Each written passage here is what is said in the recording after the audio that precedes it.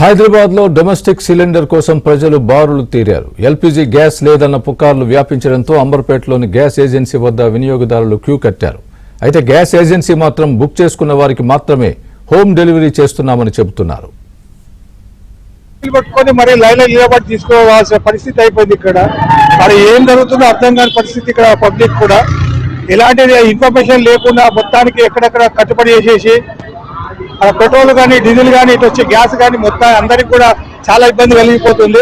Government అనేది ఉన్నప్పుడు ఒక పబ్లిక్ కి మనకి ఎలాంటి సౌకర్యం ఎలా చూసుకోవాలి కదా, అన్ని కూడా చూడకుండా ఇక్కడ వచ్చేసి అందరికి రోడ్ల మీద నిలబెట్టి సిలిండర్ ఇవ్వడం అది చాలా వరకు ఇబ్బందిగా ఉంది. పబ్లిక్ కూడా కొద్దిగా దీన్ని గమనించి కస్టమర్లకు కానీ ఇప్పుడు పబ్లిక్ కానీ మంచి సర్వీస్ చేయాలని చెప్పి ఉద్దేశం మేము కోరుకుంటున్నాం. ఇక్కడ ప్రతి ఒక్కరికి ఇలాంటి సౌకర్యం ఇచ్చినట్టు ఏమవుతుందంటే ఈ చిన్నవాళ్ళు పెద్దవాళ్ళు ఇప్పుడు డ్యూటీలు ఎగ్గొట్టుకొని వచ్చి ఇక్కడ నిలబడాల్సిన పరిస్థితి ఇక్కడ వచ్చింది.